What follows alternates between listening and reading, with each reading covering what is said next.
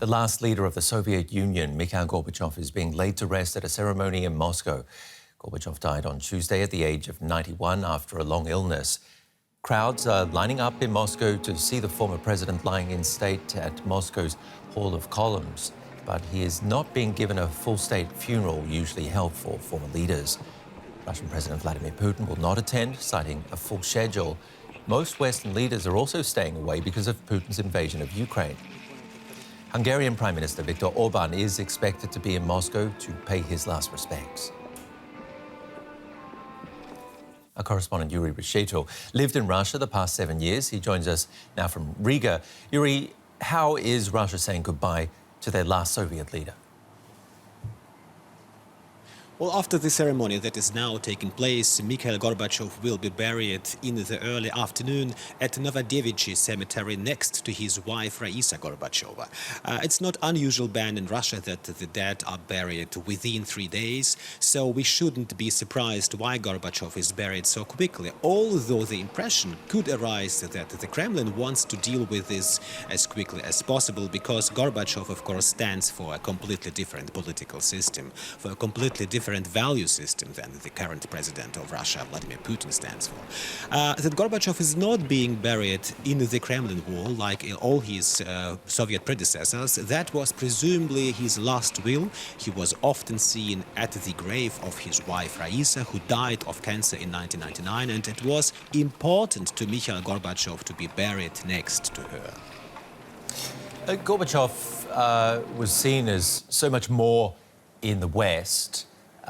His legacy in the former Soviet states is quite mixed. So let's have a quick look back at his political life. In Mikhail Gorbachev's first speech as leader of the Soviet Union, it was clear he was a stark contrast to his predecessors. The right to live in peace and freedom is the most important basic right of each individual. Gorbachev wanted to change the Soviet Union, to bring it closer to the people.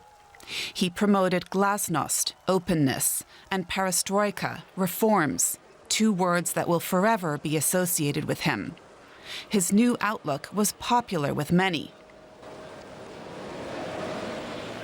His policies also applied to the military, despite the resistance of Soviet generals.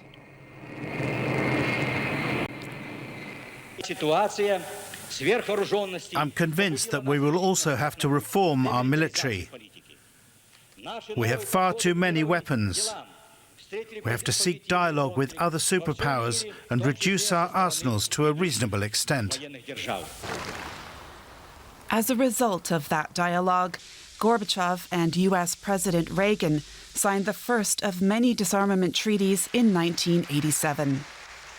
It was the beginning of the end of the Cold War. In October 1989, when he visited East Berlin for the GDR's 40th anniversary celebrations, Gorbachev urged Erich Honecker to implement reforms.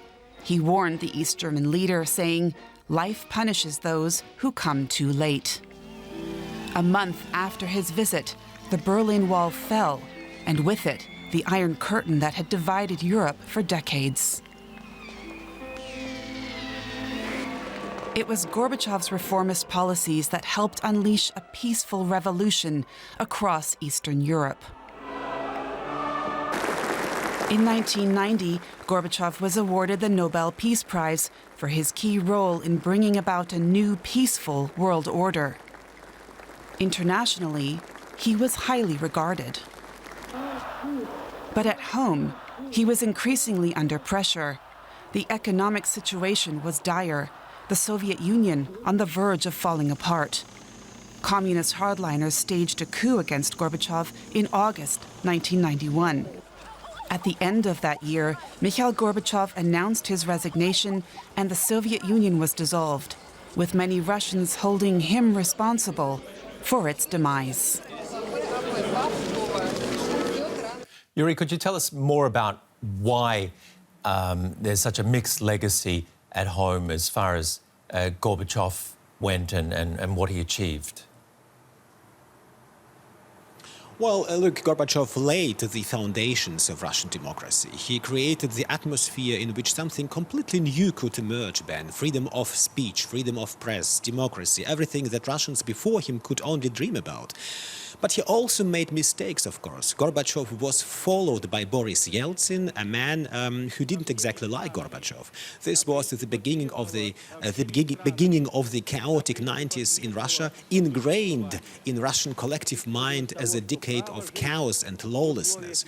But people mix it all up today and blame Gorbachev for everything. We talked to Muscovites. 9 people out of 10 said he caused the disintegration of their once great and beautiful country, the Soviet Union. There is a lot of nostalgia for the good old days and, of course, a lot of frustration about the first years after the collapse of the Soviet Union, which were very difficult. And how do you see the Kremlin and also Russian President Vladimir Putin's reaction to Gorbachev's death? Well, Putin paid tribute to Gorbachev through his Kremlin spokesman Peskov, saying he was a great statesman. He expressed his condolences to the family. Today, however, Putin said it will not be attending the ceremony because of scheduling reasons. At least that's what the Kremlin says. And it's of course, because that Putin will not be present there today. The relationship between the two was difficult. Actually, Gorbachev supported Putin's policy, especially towards Ukraine. Gorbachev said the annexation of Crimea was justified. At the same time, he must have been increasingly frustrated with the developments over recent years and months. Gorbachev never commented directly on the war in Ukraine, as he was already very ill. But one of his closest friends, however, said he believed the war had greatly disappointed Mikhail Gorbachev. OK, but just looking at live pictures of mourners streaming in to pay their last respects, an open coffin ceremony, as viewers can see there. A big question, of course, is just how much interest is there? How big are these crowds going to be? Is this going to be used as some sort of protest against Vladimir Putin and his war, or what he calls his special invasion of Ukraine? It's been 3 decades, Yuri, since Gorbachev resigned and the Cold War ended. What would you say is the legacy that he left behind? Well, it all depends, I would say, on who you talk to. People in Western Europe, especially in Germany, but also Russians who are coming to Moscow's House of Unions today to pay their last respects to Gorbachev. These people certainly think very highly of him. At the same time, people in the Baltic states reacted quite differently to Gorbachev. For many here, he was a symbol of the Soviet occupation, and Gorbachev didn't want the Baltic states to become independent, we know that. Especially in neighboring Lithuania, there is a negative attitude towards Gorbachev. Lithuania was the first of the Baltic states that declared independence.